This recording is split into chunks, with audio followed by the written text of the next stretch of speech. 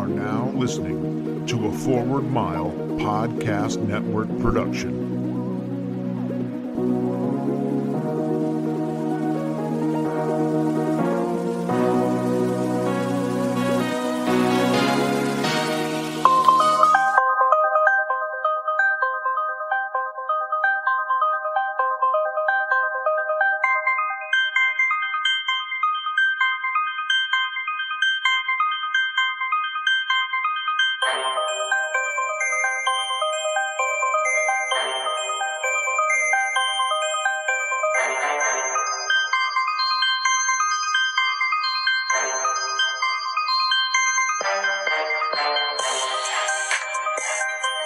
All right, welcome into the next edition, episode number 27 of the Vegas Squares podcast.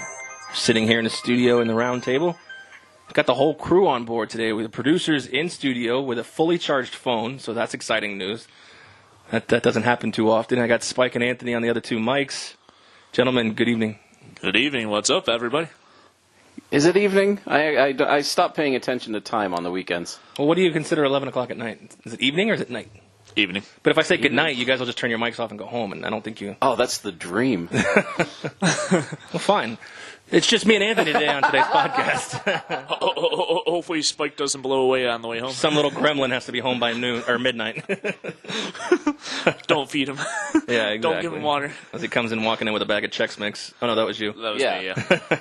Oh, I ate the Pringles on the way here. Did you really? You ate an entire fucking can of Pringles? God, you're fat. It's a 3-minute drive from the gas station over here. You bought them at the gas station? Yeah. And you're already gone? Yeah. The gas station's literally right around the corner from the studio, and you have eaten an entire can of Pringles. Yes. And they were the sour cream ones? Sour cream and onion, yeah. Oh my God. Those God. are the good kind, too. Absolutely. Those and the pizza. Pizza's the best Pringles. No. It used to be. What's the best Pringles? Sour cream and onion? Sour cream and onion or barbecue. Pizza. I'm a sucker for the original. Original's pretty damn good. Or salt and vinegar, too. I don't like the salt and vinegar. Yeah, too salty and vinegary for me. So I've got enough salt and vinegar in my veins. I don't need it on my chips. Touche. Well, anyways, there's been a lot of things happening in the world of sports. We're going to touch on a few of those topics here today.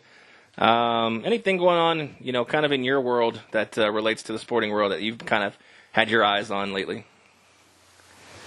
I finally watched a piece of the Olympics today. Did you? I still haven't seen much. I caught some of the first and second period of surprise, surprise, women's hockey. Mm-hmm. It was the semifinal between versus Finland. Yeah, the U.S. and Finland. They were up 2-0 when I had to shut it off. So I think the final was 5-0. If I'm not mistaken. It was. They're headed to the gold medal match, which we believe will be against Canada. So setting up USA versus Canada. Which was expected when the Olympics started. So that'll be a nice matchup. I mean, they're always out for each other there, so I'm looking forward to that one. Yeah. Now, the USA, the last time they played Finland, kind of struggled a little bit out of the gate, ended up defeating them. You're my women's hockey expert. What's going on in the world of women's hockey as far as I know? We just said status quo sets up the showdown between USA and Canada, but. You've been following a little bit of the Olympics. What's been going on in USA women's hockey world?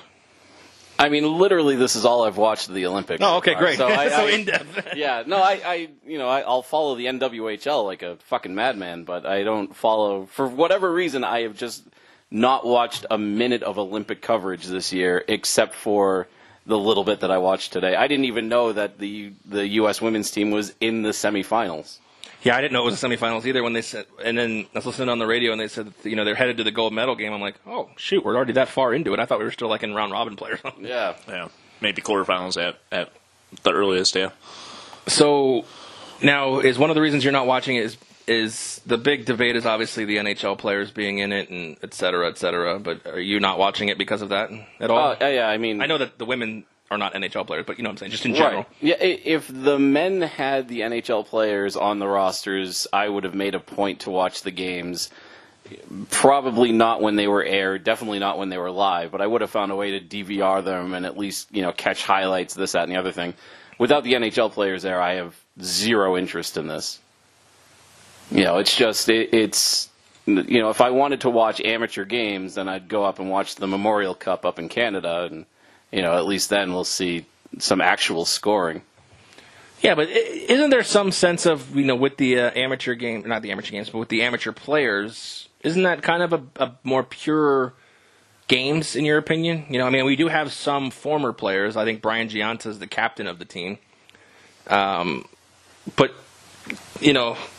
I don't know. I always kind of leaned towards liking this amateurism style of the Olympics. At the same time, I do like, the pros being in it, but I almost felt like the pros always set up, kind of automatic things. Like USA and Canada have dominated the sport. Like I liked seeing a little bit of the more amateurism, like watching Rasmus Dahlin play. He's projected to be the number 1 pick in the NHL next year. So it kind of intrigued me watching the amateurs play at this point. No, and I understand that to the point, but I've always been of the impression that the point of the Olympics is that the best athletes take on the best athletes, and the best players take on the best players. And fair enough. If you're leaving out the players from what is deemed to be the best league in the world, what is the point of the Olympics then? Then it becomes an amateur contest, in which case, that's the NCAA. That's not the NHL. Like, that's not a level of hockey that I'm used to seeing, and that's not a level of hockey that I'm going to spend a lot of time watching if I can avoid it. Unless it's, again, watching prospects and shit like that. Well, that's kind of what we were. The only unfortunate thing for Team USA is that they go from being such a favorite, against Canada, they've been kind of back and forth as far as, the better teams, to going to pretty much an afterthought in terms of hockey. Why do you think that is? That I'm not really sure about. Is our prospect system, as far as the Americans, just not that good? You've got a lot of guys on the team who, are getting ready to become NHLers.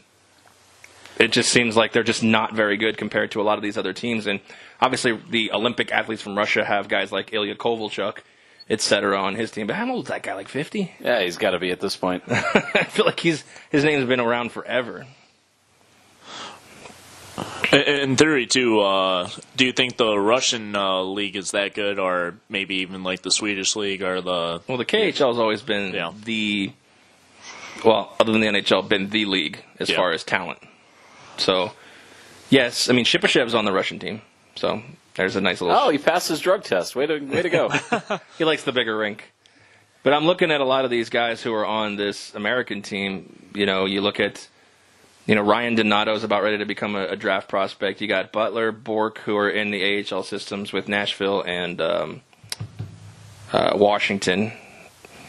You got a lot of NHLers and guys who are high prospects. It just seems like it's very weird that, a lot of these guys, they're not putting it together. I don't know if is that a testament to their talent, the talent around the world, or is that a testament to Granato's coaching? I was going to say, it's probably coaching at that point because, talent is talent. The flip side, too, is that, theoretically, none of these Americans have played on ice this size before either. Because, the Olympic rink is the same size as the KHL rink. Right. So, those players are going to be more used to it. The Canadian, they'll play on fucking anything. They don't care. But for the American players, it's probably such a different animal. Throwing the team together, not exactly last minute, but with not a ton of time to prepare under a brand new coaching style for a lot of these guys. There's, a lot that has to be factored in here. Well, here you go. You got the Olympic athletes from Russia. Nikita Gusev, who's a product of Vegas Golden Knights. You have Nikita Nestorov, who's been an NHLer before. You have Shipashev, who's been an NHLer before. Yeah, for like 4 games. With saying. 1 goal, no assists. I'm saying people that we know. You have Prokorin, who's been an NHLer before. How much do you think the Shipashev goal puck would sell for? Do you think? I wonder who has it. I bet he does because it was his first NHL goal, so they probably gave it to him. But I'm wondering, if he wanted to throw it on eBay, what kind of price do you think that would get? And can you name the team he scored against? He scored against Boston. Yes, he did. Yeah. I was at that game. Right. I don't think he'd fetch a lot in America, but maybe in Russia he may fetch a lot. Right. I would say you'd probably get more in Russian. In Russia, eBay bids for you. They got Pavel Datsuk, Ilya Kovalchuk. I haven't even looked at the other ones, but just names off the top of my head that stick out. That's a decent roster. Yeah, that's not bad. In 2001. Anyways, so we liken the hockey struggles to coaching and the size of the rink, which are two pretty good assessments because, like you said, the size of an NHL rink, and I would assume the NCAA rink is the same size as an NHL rink, correct? As far as I know, yeah. Yeah, so as far as I know. it sounds crazy, but having to skate those extra, 5 meters each way? 4 meters width, and then the length is 1 meter shorter. Yeah, but the width has got to make a difference, right? Oh, by far, yeah. It's practically about 15 feet in width difference, which is... Thanks. I had to find a way to American it because I didn't know exactly.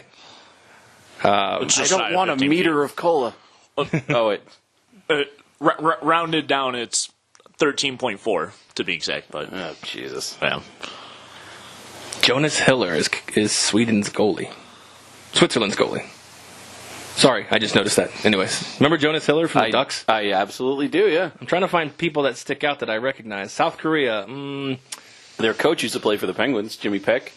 Who, South Korea? Yeah. Richard Park? Oh, Jim Peck, yeah. Yeah. Interesting. He was on the Penguins when they won the Cups with Lemieux. You want to know something funny? There are 3, 4, 5 players from South Korea where their birthplace is Canada. Oh, yeah. What is that all about? 25% of the South Korean roster is South Korean. They're from all over the world. There's more than that. There's Seoul. Is it? Maybe it's the other way around. 25% looks like it's probably Canadian. Yeah, 25% is North American, but they... There's a guy who's my age from Vail, Colorado, Mike Testuide. Yeah, so they probably have Korean ancestry in their bloodline somewhere and said, yeah, I'm going to play for this team. Yeah. I don't know. Oh, yeah. Oh, here you go. We're getting down the rabbit hole, but this Testuide guy signed with Halla, Halla of the Asian League Ice Hockey League, whatever. With the help of his coach, Jim Peck, he became a citizen of South Korea via expedited process to be able to play in the Olympics. So he didn't even bother with the bloodline thing. He just went straight for naturalization. Yeah. All right. Yeah. So, anyways, I'm just looking at all these different Canadian guys and how they became, un-Canadian. You play hockey for us. Oh. God, if we had a boss, he would just get us in so much trouble right now. Speaking of radio guys getting in trouble, do we want to talk about WEEI in Boston? Yeah, we can talk about that. Sure. Yeah, they have had so many fuck-ups on the air lately and so many, insensitivities towards minority groups and just, general bad jokes. They took all of their programming off the air for a day and mandated sensitivity training for all of their on-air personnel. Have you ever heard of a radio station taking itself off the air for an entire day to retrain the staff? Maybe not publicly. I could see something like that happening, but it's pretty bad when they had to actually come out and admit, dude, we cannot keep our guys from saying dumb shit. Well, I mean, what was the list of things? You're right. They said some interesting... I wonder what they broadcasted that day, since it was probably recorded. It would be funny if they broadcasted something. syndication of the previous episodes and didn't really take the time to listen to what they were listening to, right? And then replayed all the dumb shit. Oh yeah. So the big one was Alex Reimer. I don't actually know how to pronounce his name, but he's on a show called Kirk and Callahan, which I used to listen to the previous version of that, Dennis and Callahan, in the mornings when I lived in Boston, and. The Kirk and Callahan show, this kid, Alex Reimer, sits third mic. He's like 25 or 27 or something. And I think for him, he made the comments about Brady's daughter being, a dingbat or... Pissant, right? Pissant, that was it. I don't know why I thought dingbat. You're cleaning it up a little. Yeah. But, I think that was just a young kid trying to make a name for himself. The worst of it was Christian Fourier, former tight end with the Patriots. Mm-hmm. Now he's on the radio. He was doing an Asian voice impersonation of Tom Brady's agent, who's the guy, I can't remember his first name. Last name's Yee, Y-E-E. It's Tom or Don or... I thought it was Don Yee, isn't it? Yeah, it might be Don. But yeah, Fourier decided to do the stereotypical Asian man voice, and that did not go over well. And I mean, this station has had a history of bad comments. Like there was back in the Dennis and Callahan days, they were talking about a couple of black kids waiting for the bus and said they looked like a couple of gorillas standing on the sidewalk. Like their mouths have gotten them in trouble many, many times before. So is it Donye? Did we? Yeah, Donye. Yeah, it's Don. Donye. Hey, the producer speaks. Hey, It's alive! Madam Producer. All right. So, yeah, they've actually been losing sponsors. Obviously, we all know when it hits you in the pocket, that's when you've got to make a adjustment and a decision. You have a decision to make. Oh yeah. The problem is, I feel like even though they don't cross the line of racism or insensitivity a lot, as far as over the course of time, WEEI has always kind of pushed the envelope like that. They say exactly what they think can get people on both sides to continue to argue. Right, and which is radio in general. I mean, that's always been kind of the point. Actually, one of their guys left EEI, went to one of their competitors, a guy named Mike Felger, and all he does is shit on the Patriots because A, he's a Packers fan and he likes doing it, but B, he knows that it will drive Patriots fans crazy and they will tune in to hear what he has to say so that they can call and yell at him. Right. So that's how he's made his business model. But WEEI, you're right. They've been doing this for decades at this point. But, I mean, it's worked out for them. I mean, until this, they were number one in the ratings, especially for the morning show and the afternoon drive. You know, they were not just number one for, like, sports media in Boston. They were number one overall in Boston. Right. And what's his name? Kirk from the Callahan Show is, I'm just reading this here, is best known outside of Boston as the guy who called Aaron Andrews a gutless bitch. And I don't probably remember cleaned that up even. Yeah, he's not nice. But somehow WEI thought 12 hours was enough time to train these guys. Apparently, yeah. Over decades. One day is going to erase decades of It's going to make a big difference. Over under 6 months before their next controversy. Under. It's the same situation. The problem is it's terrestrial radio.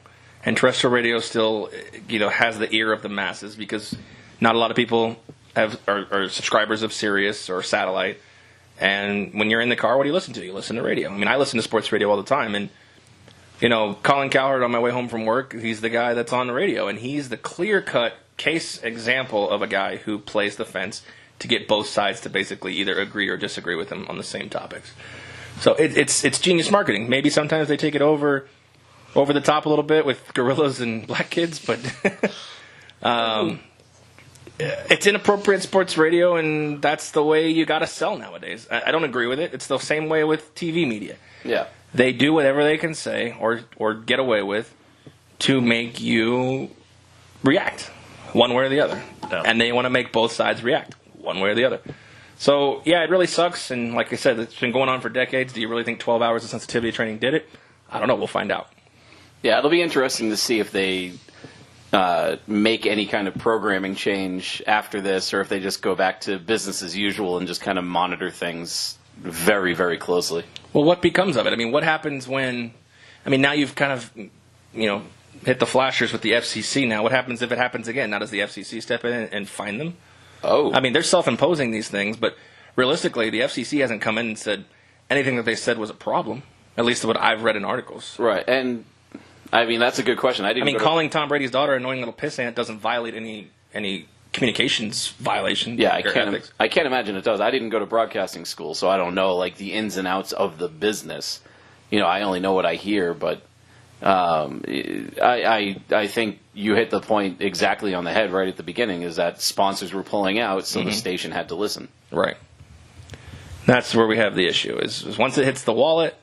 We've talked about that on all the different topics we've talked about on this show. Once it hits the wallet, then it becomes officially an issue. So, you guys made out of this JJ Redick thing. Have you seen that at all?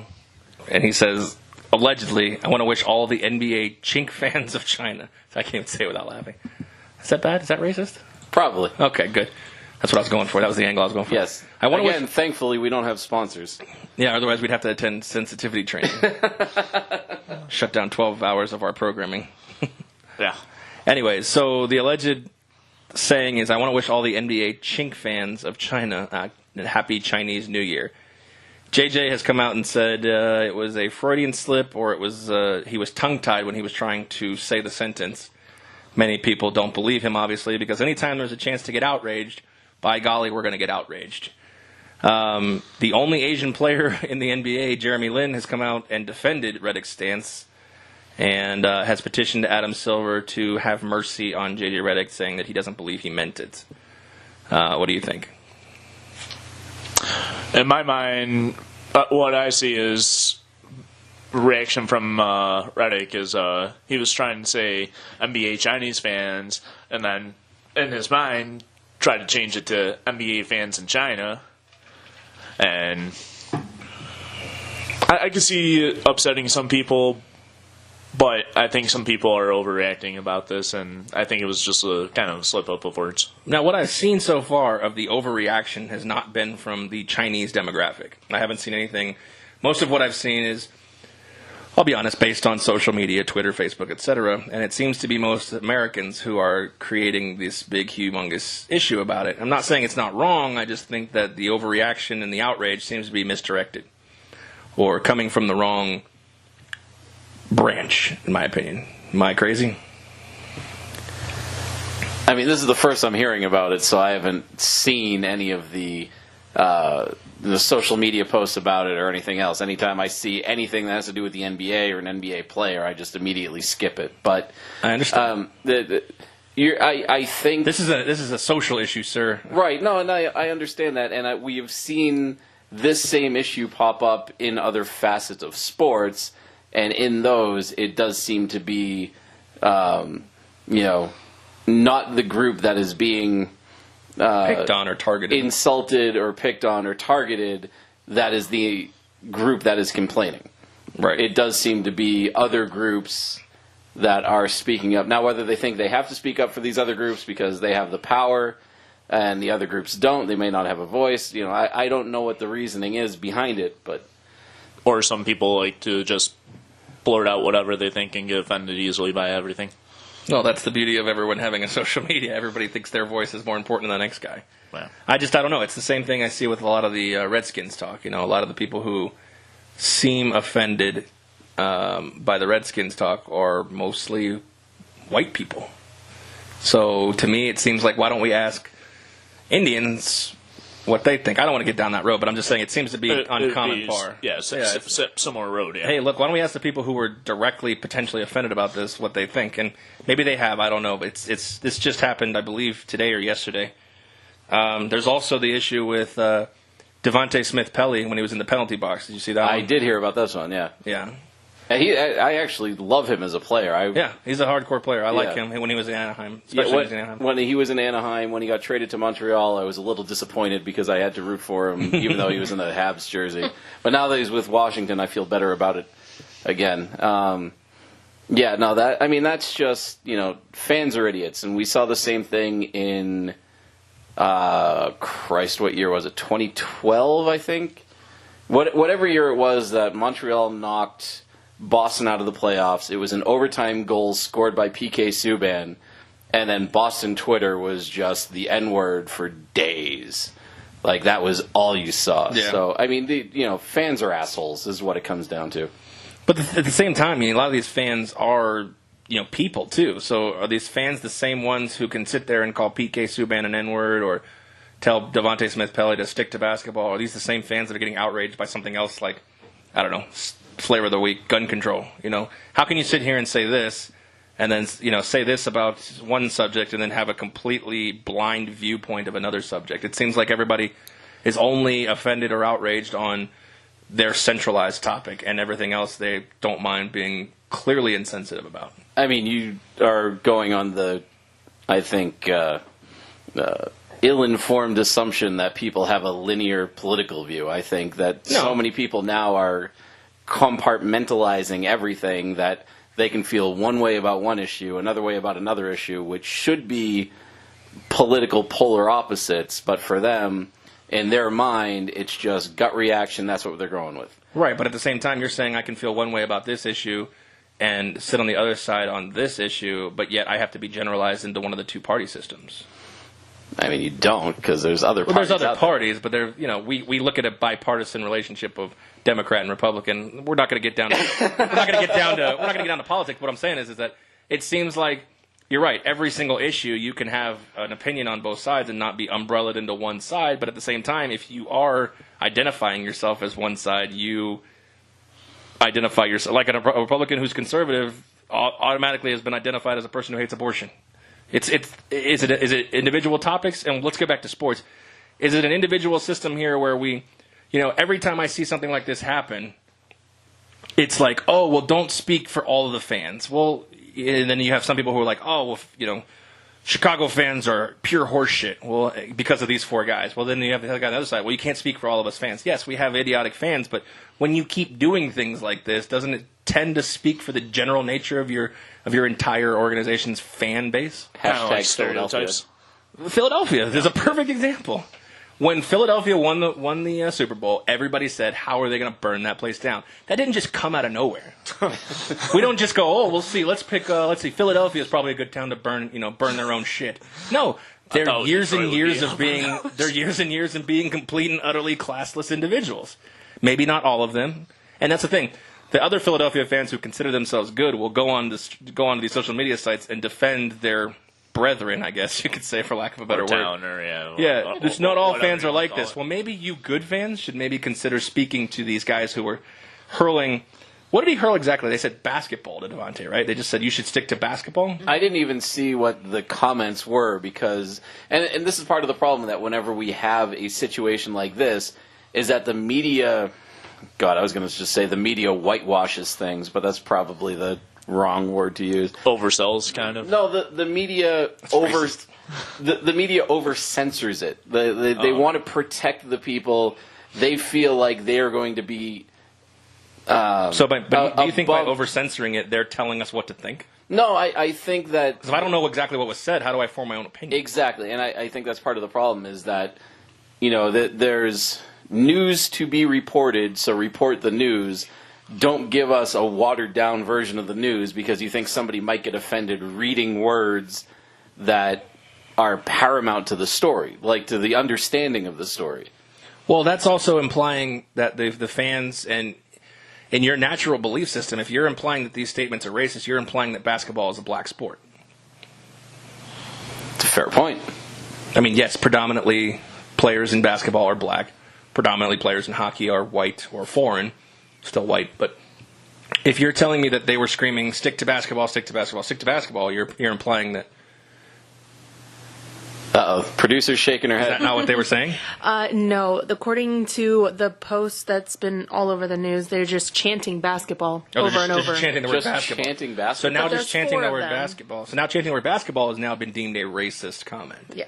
Wow. Seems a bit of a stretch to me. I'm not saying that, it clearly Smith was triggered because he got up into the window and started banging his stick on the window. Mm-hmm. Yeah. So, I mean, I don't know a lot about Smith Pelly. Was he a basketball player earlier? Was he like a potential prospect or anything? Do we know anything about him? I have no idea about that. I do know that Larry Bird used to yell at opposing coaches if that coach would have a white player guard him. Really? Yeah. In what terms? Like he would talk shit to the coach and then put up 40 points on the night. Yeah, but I mean, how would we feel if... I think people underestimate how much of a shit talker Larry Bird was. Like, when they had the inaugural three-point contest at the All-Star game, he looked at the rest of the players and said, which one of you is coming in second? That's the third podcast he said that on. Yeah, I know. I love that story. But, I mean, he was just such a fucking arrogant dude, and he loved to shit talk. But that's the thing, he could back it up. But, I mean, how do you feel if, in today's day and age, we just talked about J.J. Redick, how would you feel if African-American fans started chanting hockey or baseball? Like, baseball's more of a Hispanic. See, I'm making a generalization right now.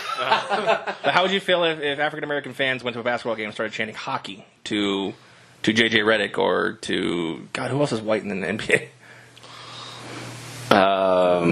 Jason Williams still in the NBA? Is Jason Kidd still in the NBA? No. Who is that? Christ. Anyways, point being kid is from BYU that couldn't miss. A shot. Jimmer. Yeah, he's not in the NBA anymore. I know that for sure. Jimmer. I mean, I can't stop saying his name.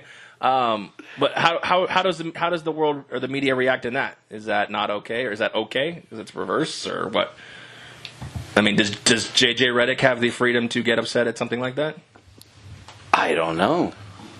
I mean, it's just such a weird point? Like, it's such a weird thing it's just such a weird thing for the fans to be chanting in the first place. Yeah. Do you think it's just a bunch of dumb idiots that just thought they'd get funny and didn't realize how far it would take it? I mean, they were drunk as shit, I'm sure. So does that open up another conversation about alcohol in stadiums? Absolutely.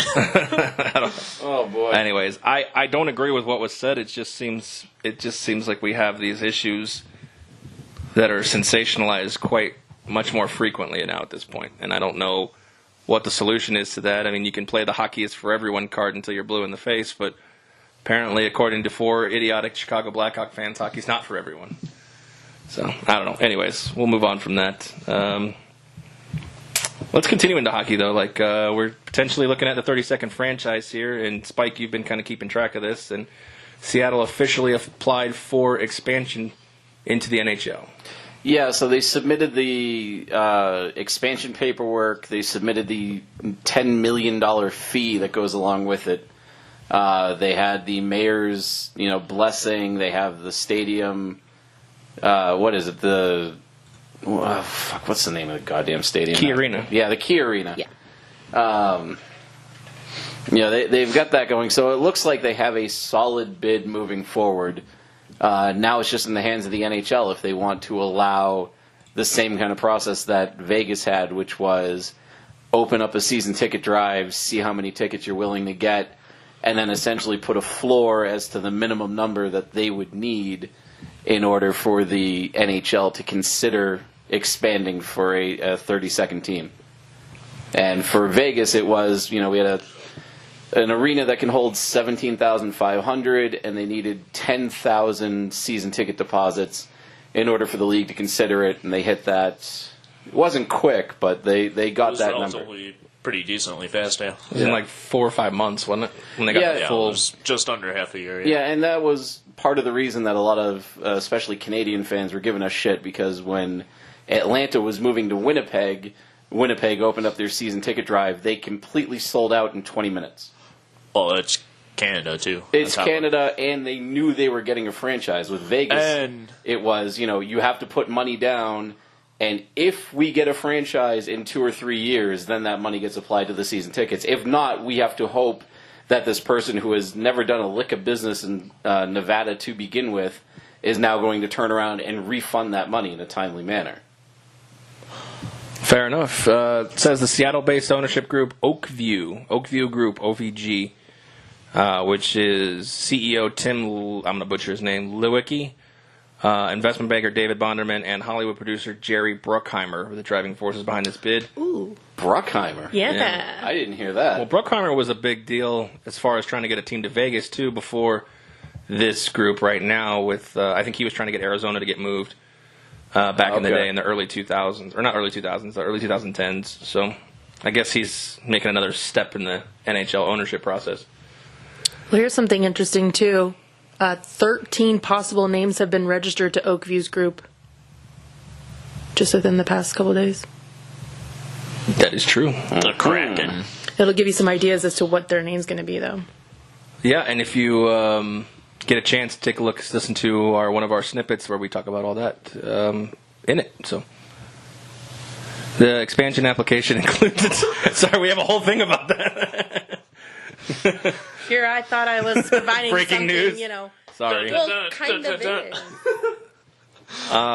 The expansion application is a $10 million filing fee, $2 million of which is non-refundable. So Gary Bettman's going to line his pockets with $2 million before he even makes a decision. Oh, so if the team doesn't get approved, I didn't realize that was. He still gets $2 million. Yeah.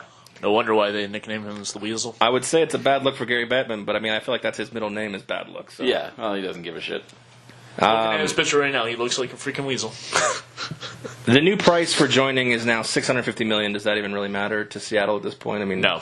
I mean, they're not going to care, and all it does is make it that much more likely that they get the team, because that money doesn't go to the NHL coffers. It gets split amongst the other 31 teams in the league. So they're happy to get that money back from, not a lot of these teams are profitable to begin with.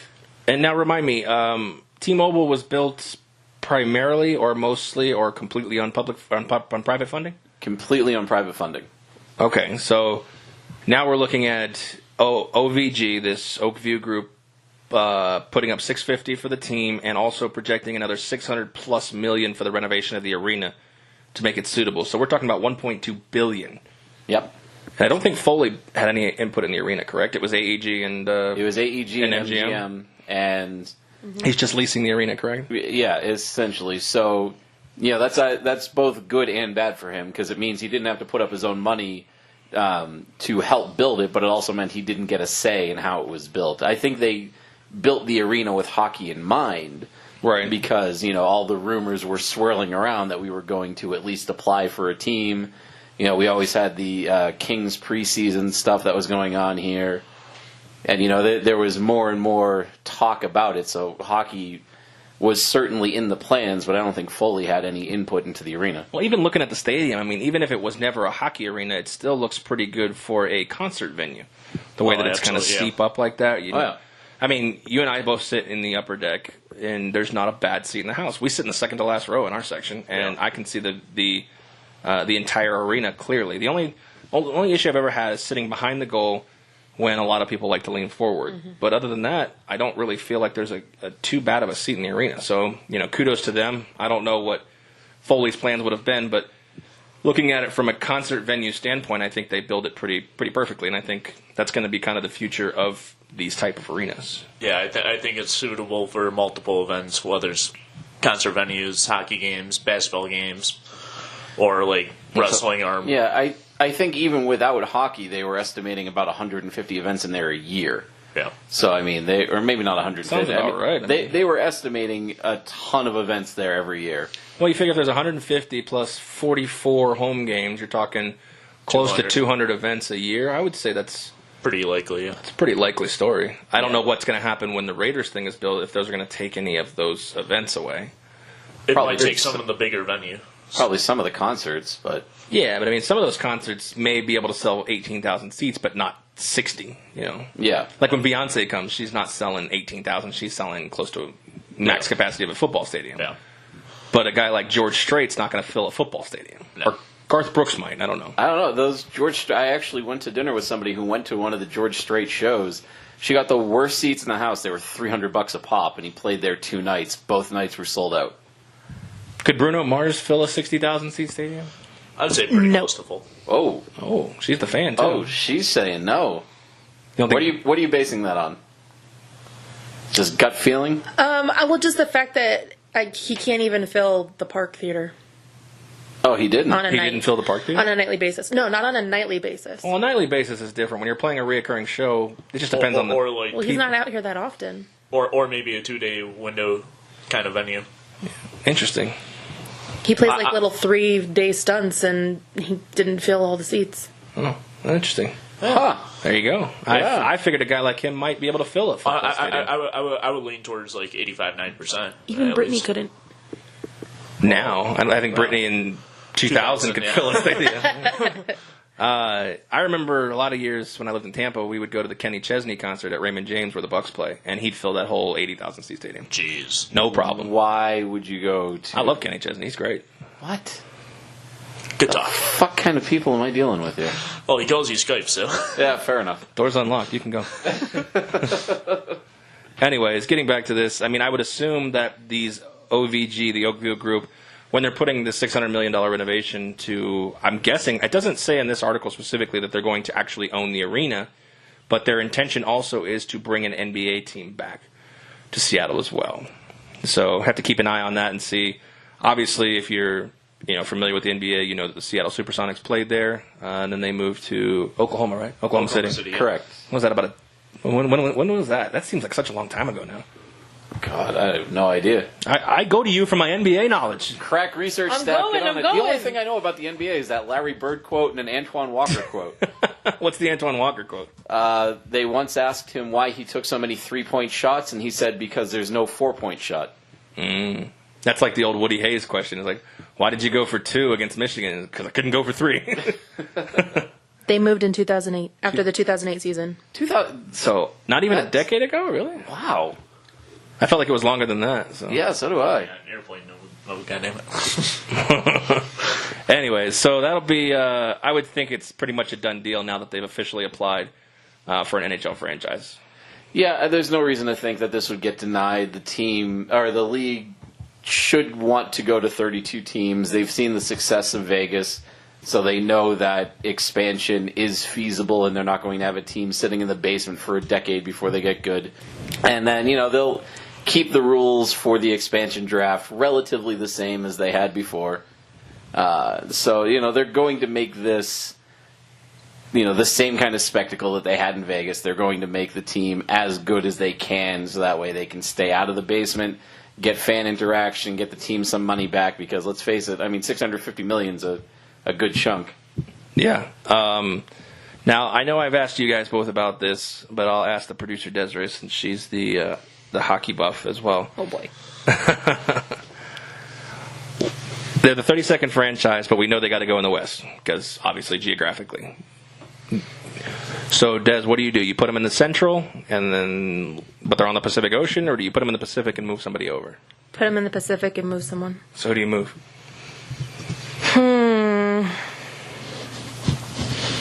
One of the Canadian teams. That's one of the biggest rivalries in sports.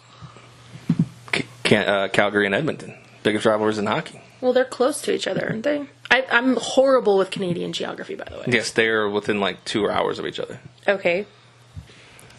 I'm just trying to bring up a map. That's really hard.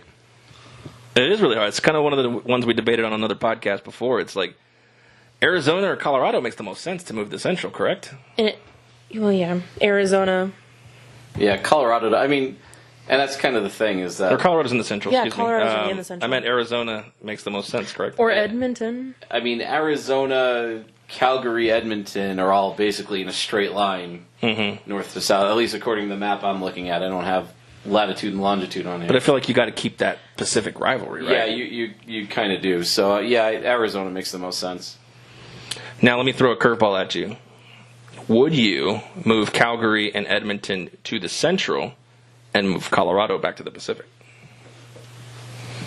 Making it 8-8 with Seattle. No. I don't. Not at all. Colorado's you gotta find a way in to the middle of the United States. You mean the central part of the United States? Exactly. Why would you take them out? It doesn't make any sense. Well, they're all... Well, Seattle's in the Pacific part of the United States, Exactly. so where are you going to put them? Right, they're all in the same time zone, too. They're all in that mountain time. Yeah. Right. So, it... Well, Edmonton and them are in mountain time, too. Right, that's what I'm saying. If all three of them are in the same time, then you don't have to worry about time zone concerns when you're moving one team from, the east to the west or from one division to another. With Colorado moving over to, or with Arizona moving over to the Central. Jesus Christ, I completely lost my train of thought. Arizona moving over to the Central, it's not like they're going from 7 p.m. start times to 4 p.m. start times. They're staying in that, same time zone, same times that they're starting the games, that they go on road trips is the same kind of shit. If they're playing these teams multiple times a year, it's still going to be the same times that they're starting. This is... It makes a logical time sense, kind of. Yeah, this is the easiest thing for them to move. Fair enough. All right. So Arizona, we're all agreed, should just be the team to go to the Central. Bye. And who gives a fuck about Arizona anyway? Yeah, Nobody's going exactly. to notice if they get moved. So who's our new rivalry then at that point? Anaheim? Colorado. We Edmonton. Guy hasn't spoken in 10 minutes. All of a sudden he comes out with the worst base fact. based on the games that I have watched this year, with the physicality and everything else going on, with the way that the fans treat us based on these games, it's San Jose. Really?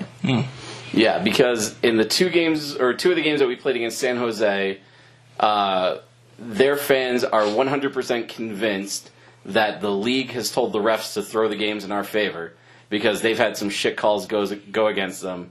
They've been hard-hitting games. They've been close games. And they're games that they need to win because we're in the same division. They think that the Kings are their rivals, but the Kings and the Ducks are rivals. Right. They don't. Kings and the Sharks are right. Yeah, they are. They are to a point. But the Sharks and the Ducks are not. Right, but it's not the same rivalry as the Kings and the Ducks. Right. Well, that's because they share a city. Right. So the Sharks, they're kind of trying to glom on to that rivalry with LA, but I think over time it's going to focus on Vegas because those are the games where the checks have been a little bit harder. You know, the scrums after stoppages have been a little bit longer, and with their fans, they don't like us already. I think what would be great is if somehow we formed like a 4-way like Royal Rumble rivalry where all 3 of the California teams and Vegas like just all hated each other. I can already tell we're getting under Kings fan skins. Yep. Put them in a box, see who comes out alive. Yeah, but I mean, like every year, I think Anaheim tomorrow night will be a good telling, in T-Mobile. Mm-hmm. The Kings fans have been extra salty. Hell, the Kings players are breaking their sticks. Yep. And what you said about San Jose, I'd like to see like a 4-way like all inter-squad rivalry thing kind of become something in the Pacific Division. So, I don't know. That's a dream. So, anyways. Fair enough. Anthony, you've been quiet today. Yeah. I'll throw you up a softball. You can go either way. Let's switch gears to football. Yeah. And the new word is that the Washington Redskins are considering putting the franchise tag on Kirk Cousins. Does make the most logical sense to me. And the reason why that is because they can get pretty much anybody else for a shit ton cheaper. I mean, if you franchise tag Kirk Cousins this year, you're looking at 34, 35 mil pretty much. Right. And that's going to eat at pretty much anything that you could add to this team. Well, who else could they get as far as Washington? They have a lot of pieces that they need to work on. I mean, they have about an average team. And Well, we're talking about the quarterback position. Oh, well, Alex Smith rumors, stuff like that. They could draft somebody. They got a decent quarterback draft class this year. You don't think Alex Smith's a good option for Washington? I think he's a better option than Kirk Cousins. Would you trade for him? Oh, absolutely. If I'm Washington, absolutely I would. Do you think Washington should trade for him? Absolutely. What number would you give him? Number 1. Alex Smith would probably choose 8. But it's all theoretical, though, right? Yeah. It's not ever going to happen. Alex Smith will never get traded to the Washington Redskins, right? I could see it being a possibility. All right, Spike. It still can go either way. So, it's been reported that Alex Smith has already been traded to the Washington Redskins. Yeah, didn't this happen fucking months ago? I don't know. The Browns are trying to step in. What? It already happened. They've already traded him to the Washington Redskins and already signed him to an extension. But 5 years. But the Browns front office probably screwed that one up. Probably. Man, I thought I threw him a softball. Let me ask you this, because I was kind of thinking about it too. Like, initial thoughts are the tag is silly. Like, you're gonna put this guy on the hook for $35 million. However, if you know you're going to lose Kirk Cousins, do you put the tag on him and try to trade him and get whatever, even if it's a 7th-round pick at this point? Or do you put the tag on him and now teams know they're pretty much desperate? Or do you play him? You bench Alex Smith? I mean, How do you trade Alex Smith? Well, how do you trade for Alex Smith and then bench him? I think tagging Kirk Cousins is the most baffling thing to me. I think, if they had wanted to, make a splash at the quarterback position, they did that by trading for Alex Smith because it actually fucking already happened. Jesus Christ. That was great. Scoop dunk. I don't see the need because That's a lot of money tied up in your quarterback. I was just about to say $55 million. I was just about to say I don't know Alex Smith's contract details. But He makes 21 and Kirk would make 34. Yeah, that's an absolutely obscene amount for one position, especially when it's not like it's one position like wide receiver where you could play both of these guys at the same time. You have to bench one. Do you really want to put a clipboard in the hands of a guy that you're paying $34 million to? Because which one are you actually going to play? That's the question. If you tag Kirk Cousins, don't you almost feel obligated to play him? At No, $34 million? I think you have to give the coach the option and just say whichever one gives you the best option to win, you play them, regardless of who it is, regardless of contract. Because you can't say if we're paying this guy, you have to play him if that means that the coach thinks that you're going to lose. Would anybody trade for him if they got tagged? I mean, right now he's a free agent, or going to be a free agent. Kirk Cousins, we're talking about, not Alex Smith. If you think you can sign him at $30 million a year for a long-term deal, are you still willing to trade for him at 1 year, $34, and then have to renegotiate with him after a year?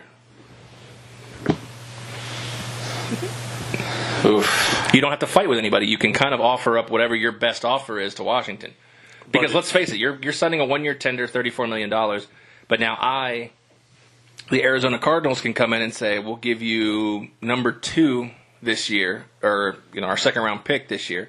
It's probably the best case scenario what Washington's going to see. But at least now Washington just got rid of Kirk Cousins for a second round pick instead of got rid of Kirk Cousins for absolutely zero. Do you think that's Washington's mindset on actually considering Kirk Cousins with the franchise tag?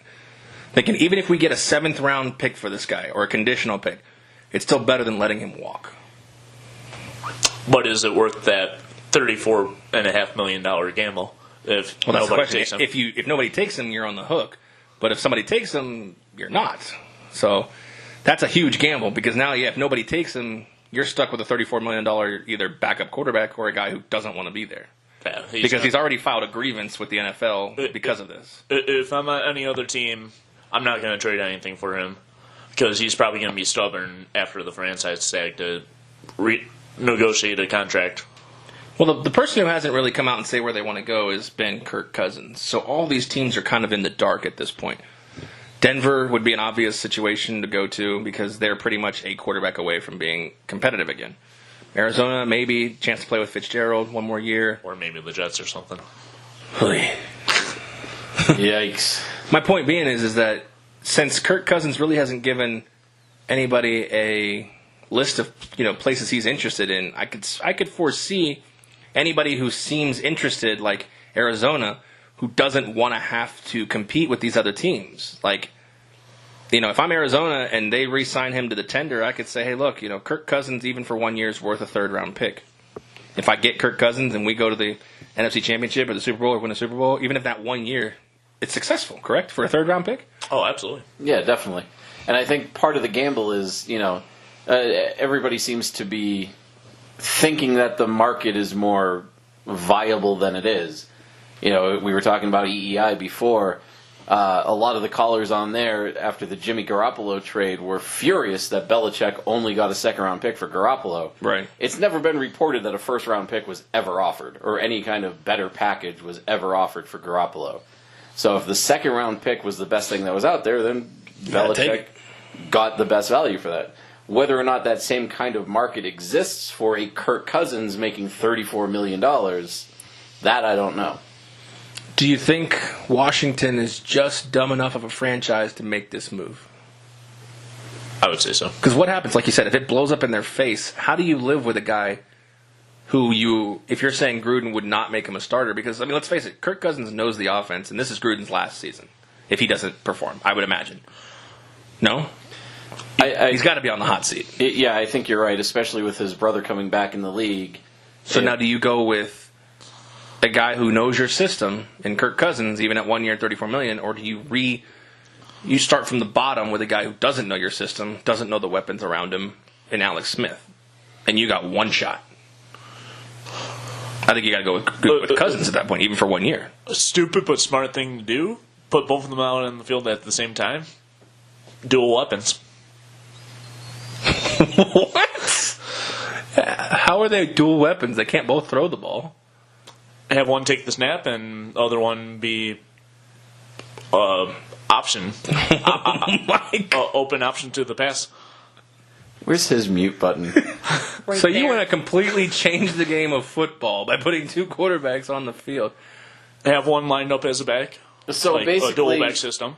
So basically, almost like a wildcat offense. Yeah, very but similar. instead of being run by running backs, you want it run by quarterbacks.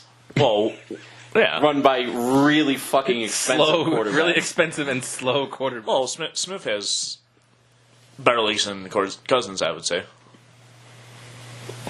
But you've taken away the entire threat of running right there. They're not going to run. The producer can't even look at you at this point. God. So, a coach on the hot seat with 2 quarterbacks totaling $55 million, and your idea is to completely change the game of offensive football. Why haven't you been hired yet? I mean, it's to have 2 good starting quarterbacks is not unheard of. I mean, it kind of is in the NFL. But, you look at when Brady was in Michigan. Who was Minnesota's second good quarterback? This year? Ever. Including this year. They've never had a second good one. Well, on the sideline hurt. Bridgewater. Bradford. I would say average. Average, yes. Good, no.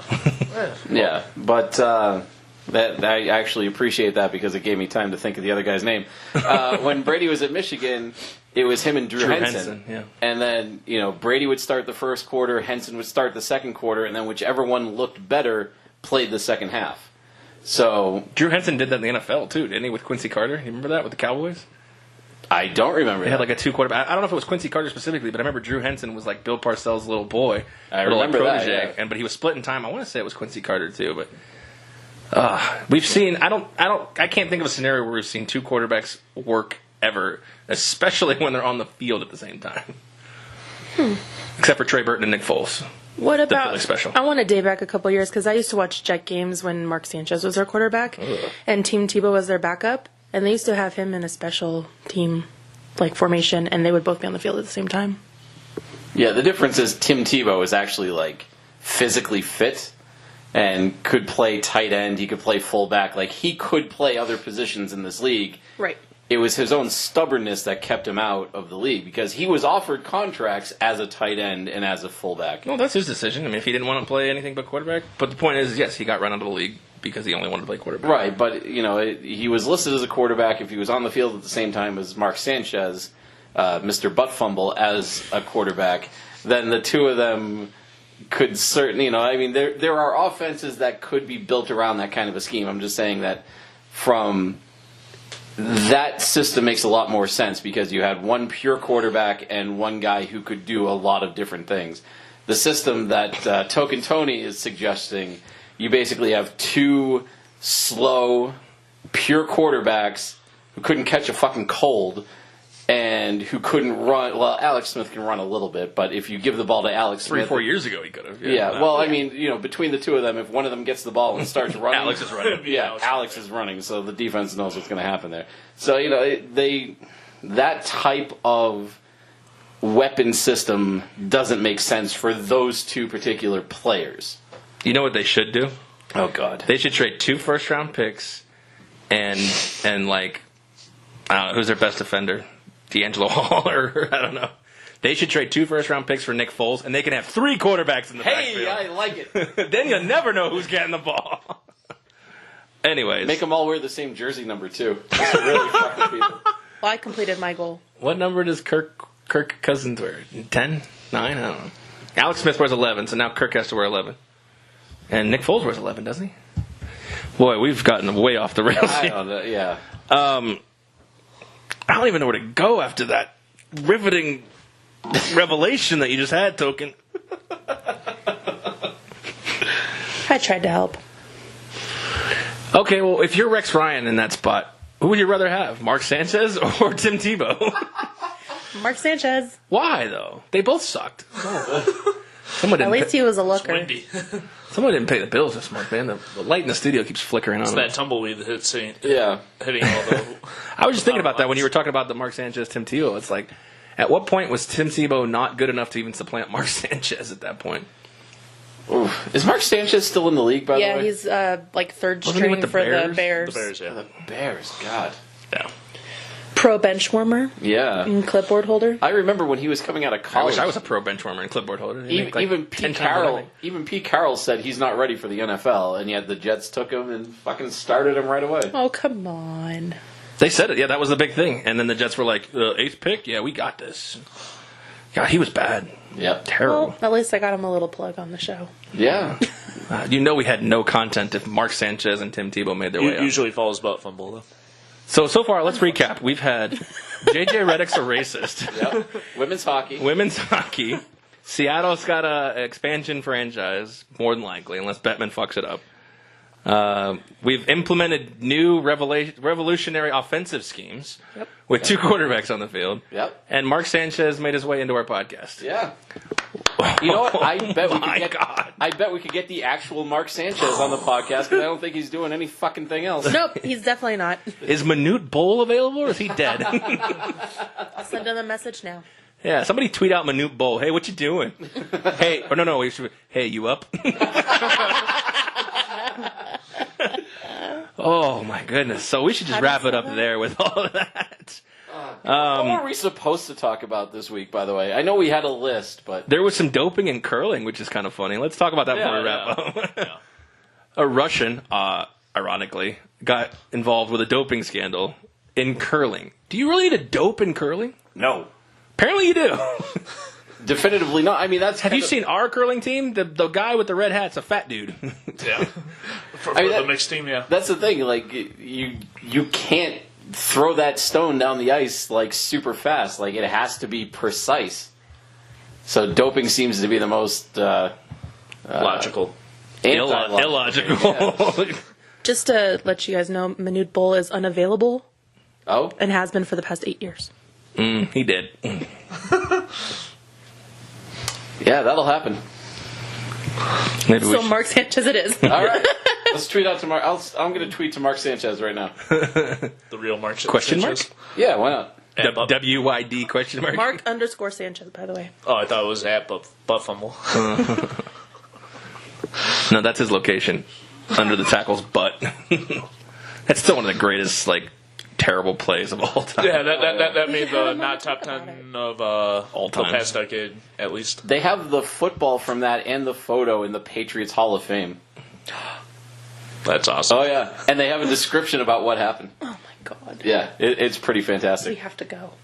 Do they have the clip playing all back and forth? He literally just goes bang down, and the ball just goes like it's like the perfect storm of just disaster, and that's just what the Jets are. So, but if Tony could be any help, the Washington Redskins with their new 2-quarterback offense could be just as disastrous, or it could be genius. I mean, it could be the greatest thing that we've ever seen. It could go either way. Well, I guess they got to trade for Alex Smith first. Right. Well, it's official, unofficially. But can you Official. imagine if that offense puts up, like, you know, what's the record? 5,200 yards from a single quarterback if the two of them combine for, like, 8,500 yards in the season? Oh. That'd be disgusting. But how would you do that? I mean, like, you just direct snap to one of them, and one of them runs like half a route, and this is your thing. I shouldn't be directing this to Spike. This is your thing. How does this work? Introduce us to your new offense. What do you call it? Stupidity. But I mean, like, That might just work. it just might work. So is there even a running back in the backfield? Yes, I would have it like a dual running back kind of situation with a quarterback. So now you've got 2 quarterbacks, 2 running backs. No, just one. Oh, I thought- One running back and the one quarterback who's not directly taking snaps lined up like. what if you had 2 halfback. quarterbacks and standing next to them each was a running back? So now you've got 4 people in the backfield, 6 on the line, and 1 wide receiver. No need for a tight end. Yeah, exactly. Not with your new offense. Oh my God! I just got the tweet. Mark Sanchez, you busy? We want you on the show.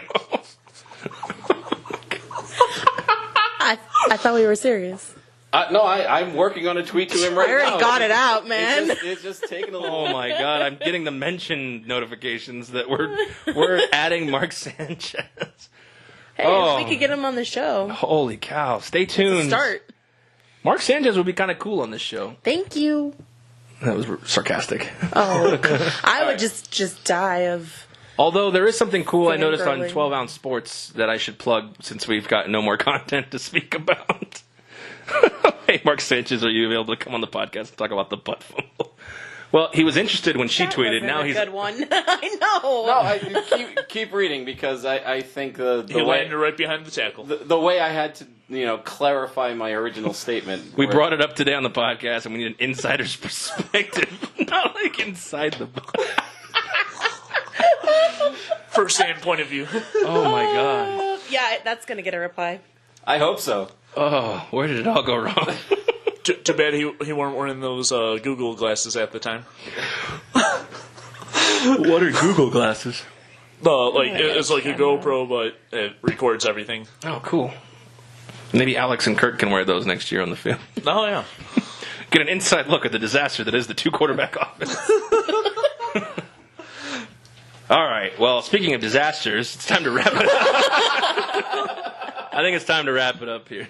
Oh, God, it has been for about 45 fucking minutes. So, to recap, what did we discuss? We discussed... But you can go either way. We could discuss J.J. Redick's a racist. Team USA men suck at hockey. The women are decent. Seattle's got an NHL franchise. Some doped in curling. Anthony invented a new offense, or just made the 1-quarterback offense even better. And maybe we'll get a hold of Mark Sanchez here soon. So with all of that being said, is there anything you would like to add to what happened to this train wreck today? I could mention collegiate bowling in that, but... we'll save that for a snippet. I would just like to point out that Mark Sanchez has not yet responded to my tweet, but it's coming any minute. Stay tuned. I can feel it, damn it. He's sitting at home being like, what the fuck? Who are these fuckers at? Let's see, he's in Chicago probably. Or no, he might be in L.A. The only reason I'm prolonging this as long as I am is because my wife is binge-watching the new Queer Eye for the Straight Guy that apparently just got picked up by Netflix. You can stay here as long as you need. Oh, is that? Thank you. Is that your other We tweet have that a says room "Can't next wait to door." get home"? There's the pool, too. Wait, Queer Eye for the Straight Guy is a thing again? I thought it. Yeah, apparently. Yeah, I came back. It's 5 new guys, but it's the same idea. We should get Straight Eye for the Queer Guy. Like, how awful would that be? That would be the most horrific thing on the planet. Like, dude, you should wear Would plaid that- pants and a would hockey that be- jersey. Would that be worse than my You did that my last new night. offense? Oh, okay. Well, Token Tony just brought up an interesting question. Would that be worse than a 2-quarterback offense? Straight eye for the queer guy. 5 straight dudes. I would watch Straight Eye for the Queer Guy. Over a 2-quarterback offense? Yeah. I don't know. Both of those are equally train-wreckable TV. Yeah. Where did we go? I would watch a 2-quarterback offense with Brady and Breeze, not with Cousins and Smith. Oh, there we go. Fair enough. Talk about white quarterback or quarterbacks that are like tremendously slow and have no running game whatsoever. Brady and Rodgers. Rodgers can run. Oh, yeah, Rodgers can run. Brady and Manning would be a good one. Oh, my God. Brady and Bledsoe. Get him back in the league. Manning and Manning. Manning and Manning. The Manning brothers. Oh, man. What formation, Coach? The Manning brothers formation. Hey, they were good in DirecTV commercials. They could be just as good in the shotgun. Call it the Papa John snap.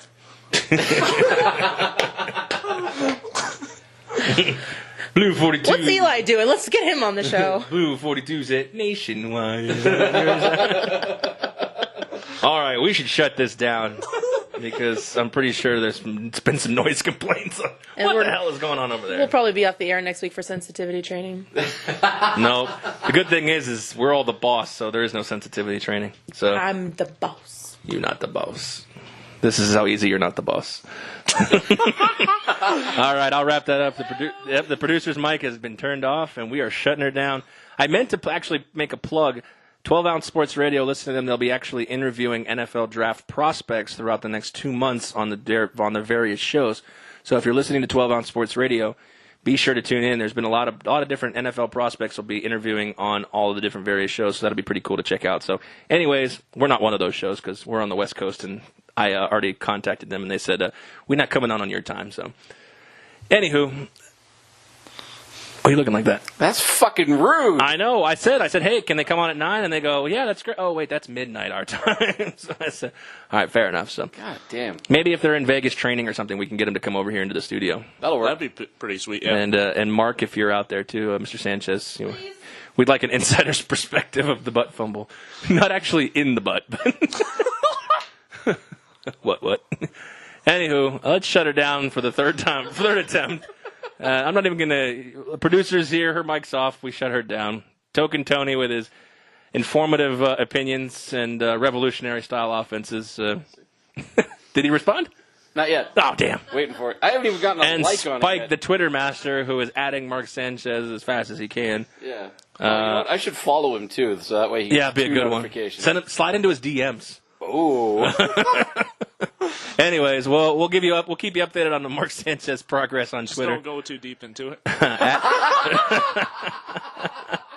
Oh, Mark, I'm so sorry. What can Brown do for you?